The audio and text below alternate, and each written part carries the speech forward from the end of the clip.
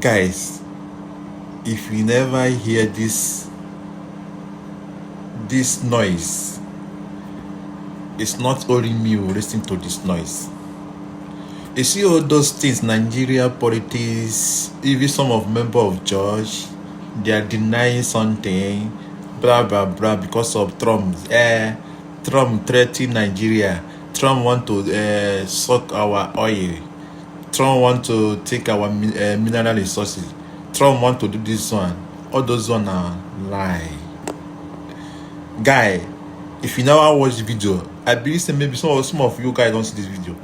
But if you never see this video, just drop what you are doing. Drop it. Just sit down and listen to this guy. He don't cast. I'm serious, guy. Okay, I don't want to talk too much. Watch. Please share this video and drop your comment. Tell me what you think. Let's go. So 1992-93 in Kaduna, a riot broke out which they call the Zango Kataf riot. I was a young boy, very, very young then. And people were killed in scores. If you are not an Hausa person practicing Muslim in Islam, they were killed. Especially if you are from the southern part of Kaduna, the tribes from the southern part of Kaduna, they were massacred. It was called the Zango Kataf riot. And if the next thing they do is to burn churches, kill Christians, and then if they are done with that, then they focus on businesses that is for Igbo people, Igbo-owned businesses, and they destroyed it. I grew up knowing that Christians are an endangered species in Nigeria. In the year 2000, when the Sharia riots, how many of you have heard of the Sharia riot? Hundreds of thousands of people were killed in Kaduna. I can remember vividly that we had to defend our house from people. They brought some Fulani boys and they faced our house. They were shooting arrows. They were stoning our zinc. They spot our zinc shooting arrows. Even though I was a Muslim then. Even though my father was a Muslim then. But because majority of the people in our compound were Christians, so they were willing to destroy every one of us because we're living with Christians. I can remember a particular church in Mando, for those that know Mando, in Kaduna, called Chapel of Redemption. That church was destroyed. And so from that time, anytime there's a little hanky-panky in Nigeria, the first target is churches and Christians. And this has prevailed for a long time. That even if there's a problem with in another country, the Muslim and the Hausas in Nigeria will rise up and begin to kill Christians. How many of you remember the Miss World crisis in 2002, 2001, 2002? That somebody drew a picture of Muhammad or something in France, long away in France, and they began to fight in Nigeria. Are you following me? Christians are an endangered species. Now let me give you, and that's how it has continued. Scores have been killed, and they focus on regions where there is a mixture of both Christianity and Islam. If you look at states like Kaduna, state like Plateau State, state like Nasarawa, state like Taraba, state like Benue, state like Bauchi, state like Gombe, state like Borno. These are places where they focus on because they intend to eliminate every living Christian in that place. Anybody that debunks it is a total lie because I have grown and lived in the north. I've spent 80 to 80% of my life in the north, so I understand this thing. Several times, I cannot forget the Sharia riot. We were running for our lives. Even though we are Muslims, but we're still running because as far as you are not of that ethnic group, practicing what they practice, you are a victim. You can be burned alive. Many of us saw human beings that were burned alive, like roasted like yam. And it has been going on for a long time. The genocide against the Christian faith. Are you with me? Many years ago, in Kano State, a man was beheaded. And anything they talk about, he said blasphemy. And guess who was the person that led it? The man called Sanusi, Lamido Sanusi, was the one that led him on. And they beheaded him. They killed the Igbo man. They killed him and they put his head on the stake and they were using it to parade the city. You will understand of a woman also that is an evangelist. Evangelist Eunice that was preaching about 2016 or 18 in Abuja. And they killed her. We cannot talk about a young girl called Deborah Samuel that was killed. I schooled in Jos, and for years, the people of Plateau have been massacred. Riot breaking out every single time. The world that the moment anything happens, the next people that are victims are Christians. And it is unfortunate that all these years the government have not been able to do anything about it. But the agenda is deep. Are you with me this morning? Why am I saying? Because I don't want us to be an ignorant people. If we are ignorant people, they will control the narrative. And these days, let me tell you this truth. God will not come and fight for you. Remove that thing from your mind. If Christians don't rise up, pray from now till tomorrow. God is not coming to fight for you. Are you with me? Now, in the year 2009, Boko Haram started. Boko Haram started because of a section. It was a political movement. They created Boko Haram as a political talks to bring confusion into the government of Goodluck Jonathan, and to be able to destroy any opposition, starting from Borno State, under the watch of a man called Kashim Shettima, which is now the vice president of Nigeria. Kashim Shettima and the other man, Ali Mohammed Sharif. These were the people that started the business of Boko Haram as a political talks to be able to oppose their opponents. But after a time, the ideology grew and they began to destroy. Now, it became a problem and they began to use it to destroy, bombing here and there. In 2009, 2010. As of 2010, a man led a meeting in Jos. Are you with me? He led a meeting that they were going to annihilate Christians within the locality of Plateau, Borno, Plateau, Bauchi, Kaduna, and Nasarawa. And he said they are going to perform jihad. They will bring jihad and they will go to Kida. If the Islamic leaders are not willing to lead them, he is ready to lead the movement. I have the minute of that meeting in my phone presently. Guess who is that person? Issa Pantami, that was the former minister of communication under Buhari's regime. And several times, these are people that are terrorist sympathizers. And that is why the Nigerian army has not been able to win the war against the terrorism. Because the terrorists have infiltrated the Nigerian ranks, the army ranks, so they cannot win the war. That said, Osama bin Laden was a better Muslim than he is. He was sad when Osama bin Laden was killed. And he has said it several times that Boko Haram should not be killed. He said they are their Muslim brothers. How do you win a war against terrorism? When there are people high in government that are sympathizers to terrorism, how do you win that war? Now, there are 4 categories of insecurity or people that are causing insecurity. Number 1, you have Boko Haram. Number 2, you have bandits. Number 3, you have Fulani herdsmen. Now I'm going to show you how they are connected. Many people don't know. The Boko Haram and the Fulani herdsmen have one mission. The mission is simple: Islamize Nigeria. Come to a territory that are Christian dominated, kill everybody there, occupy their land. Go to Benue, look for a community, kill them there, occupy their land. That is always me. Boko Haram and the Fulani herdsmen. Have you noticed that Fulani herdsmen they don't kidnap, they kill? There's hardly a place you hear that Fulani herdsmen capture that they say these are Fulani herdsmen. No, when they go, they kill. How do they kill? They kill with guns. You must now ask yourself, how does a Fulani man get AK-47? Do you know the cost of one AK-47? One AK-47 is over $1,000 something. Where will a Fulani man be able to obtain to get one AK-47? Are you with me? And now, so you will know that there are people that are sponsoring this movement. Then the Boko Haram and the Fulani, they go about Christian-dominated areas. You will understand that when this terrorism started in Nigeria, that only people that were killed were Christian churches. You will not hear that they kill anyone. It is Christians and churches. I remember in Kaduna then that churches began to look for security men to guide their churches in every service day. Otherwise, you can be in church and the next is boom, everybody dies. And churches that don't have money to hire soldiers began to use some of their members. I was a member of the security team in my church in Deeper Life in Kaduna in 2010. Because we don't stay in the church. Once I come to the church in the morning, we stay outside, moving around patrolling, because anybody can come and drop anything. So when Boko Haram started, the majority of Muslims, the Hausa, Northern Muslims, the Hausa, they were happy. I know of people that were celebrating it. If you see them crying today, I'll tell you why. At the initial beginning of this thing, they were happy celebrating the killings of Christians. They said they are purging Nigeria of RNA. It was majorly on Christians and Christian-dominated areas.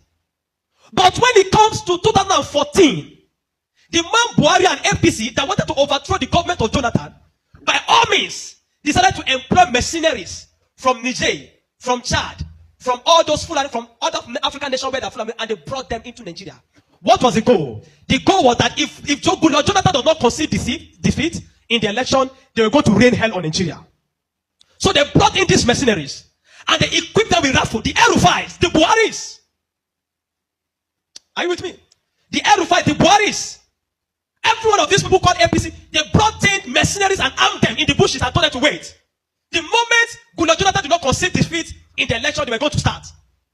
But unfortunately for them, Goodluck knew of the assignment. He got intel about it, and because the man said his ambition does not want the blood of millions. So the man conceded defeat and left. And so they declared APC winner. Now, you have already brought people from different parts to come and fight. But what they wanted to come and fight for did not achieve anymore. So now they left those people in the bush. They left them with guns and ammunition in the bush. And when Buhari became the president, he abandoned them. Instead of them to settle them and let them go back, they abandoned them. And the people saw Nigeria as a place that is good. And the people decided to remain in Nigeria. Those are the people that started bandits. Before, we don't have anything like bandits. Banditry started under the watch of APC, under Buhari, because they were the ones that brought them in. Kidnapping, because they needed to survive. So they started by kidnapping. And they started by kidnapping. And they started by kidnapping. And they started by kidnapping. Over time, Now, you understand that there are certain parts of this nation where there are mineral resources. Don't be an ignorant Christian. Follow me. Don't be an ignorant Christian. Don't be in a nation where you don't have understanding of what is happening. Now, there are some parts of Nigeria where there are good resources. And this is have been illegally mined by elites, the military generals, the oligarchs, the people that are the leadership of the North. They were mining these resources, and the money does not go into the federal government account. So what they do is that they employ the services of this banditry to create two things. Number one, to create diversion. So when you go to Zamfara, that's why you hear that they say that it's killing in Zamfara now. It's because of the illegal gold mine. There is gold in Zamfara that they are mining. And so these bandits that are already in the bush, some people collaborate with them, partnered with them, and told them to see, keep creating confusion, create chaos. When you keep creating chaos, the Nigerian state and the people of Nigeria will not be able to focus on the illegal mining. They'll be concerned about the insecurity. So the insecurity is created as a means of diversion in the north.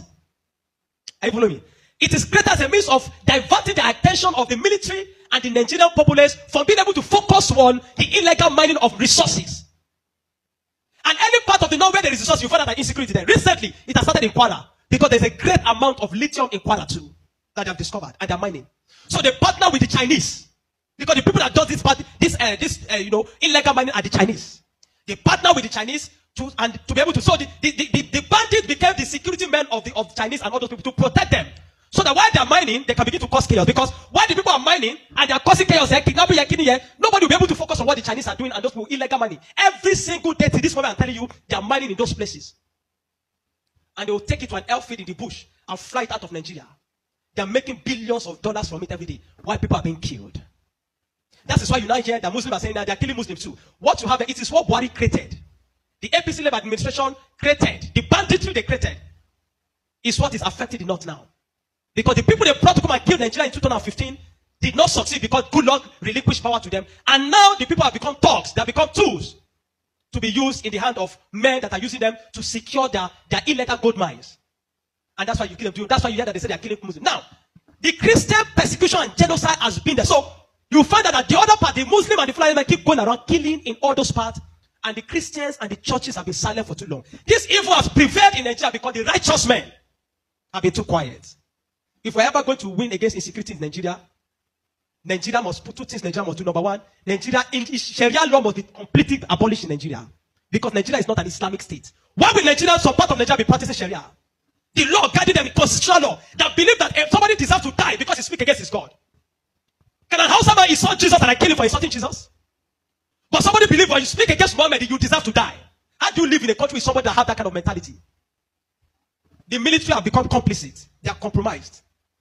Nigerian military cannot win this war. 20 years from today, I'm telling you, 20 years from today, this thing of insecurity will not end because there are people that are enjoying it, benefiting from it, and reaping from it. If Nigeria want to win this war, partner with America. Let them come and militate. How many of you have seen that in Kano yesterday, some people were protesting that they don't want America to come? Because they believe, what they have been told is that if America is coming to kill Muslims, and the man said he wants to come and kill terrorists, but they are protesting. Anybody that is negotiating, people like Ahmed Gumi, Sheikh Gumi should be locked away. A terrorist sympathizer is a terrorist. A man that believes that you are not supposed to kill a terrorist is himself a terrorist. A man that believes that we should go and negotiate. How do you go and negotiate with terrorists? Because you see, terrorists are not just criminals. They are working with the wrong ideology. A man that believes that killing he has nothing to lose. How do you negotiate with a man that believes that killing himself is going to meet their God in heaven to collect 72 virgins? How do you negotiate with such a person? A man like Sheikh Gumi should be locked away. A man like Ali Muhammad Bushari should be arrested. You want to win against terrorism, you must go brutal. No nation win against terrorism by pampering them. The custom is taking rice, seizing rice from Nigeria and taking it to terrorists in the bush that they need to take care of them because they are human beings. No. The moment you have become a terrorist, that you see that taking the life of your fellow human being is nothing, is to please a God, then you don't deserve to live. Children of God, I'm not going to ask you to pray because this is not a period of prayer. This is a period of action. Reverend Dr. Ezekiel from Jos, the man have been speaking, have created attention. Not for once have they invited the man for interview because they don't want to give the man any airtime. But you see, any little thing they will call Gumi and give him microphone. Gumi, they are inviting Gumi up and down. The media is complicit. The Nigerian military are complicit. You can't win war with this Nigerian army, not because they don't have the capacity, but because they are compromised. Buhari created banditry. The people like Gumi and the rest of them, they are the people that facilitated the idea of Boko Haram. And today, some of them are your leaders in government. Most of them are moving free. Not one. have been arrested. Kabiru Sokoto that bombed Nyanyan in 2011. When they rearrested him, guess where they caught him? In the house of Shetima in Abuja. What is he doing in the house of Shetima if Shetima doesn't know him? But today, Shetima is your vice president. How do you win a war where terrorists are ruling you? Where terrorist sympathizers are moving around? This is not a period to say we are praying. No! This is a period of wisdom. This is a period of action. Churches in the south have no idea. They sit in their cozy churches, we exploit them. They don't know what it means to be in the north. They don't know what it means to be running for your life. That every Sunday in the church there in Kaduna, when they say let us pray, everybody is praying with one eye open. Because you don't know, bomb might go up at any time in the church. The Nigerian church must rise up. There's an agenda. And if you read the minutes of that meeting in 2010 led by Isa Patami, you will not believe it. I have a recording of his messages. Where's appealing? Where he said, why will they be killing their people? He said, why will they be killing his Muslim brothers? Referring to Boko Haram as their Muslim brothers. How do you win with such a people in government? And that guy was a minister under Buhari for 8 years. Do you know why I'm telling you this morning? You are a Nigerian. If you are not aware of what is happening around you, in a short time, one day your calamity will just come. You will not know how. Are you with me? The banditry that is destroying them in the north was created by the people Buhari brought for mercenaries to destroy Nigeria in 2015 in case he did not win. Unfortunately, he won, and those people were left without fight. And they began to use the weapons that have been provided for. These guys have sophisticated weapons. They move logistics, move money in dollars. Where do you think they're getting it from? You think it's from the sale of cow? No. The Bible says, watch and pray. We have been praying. This is the time to do what? To watch.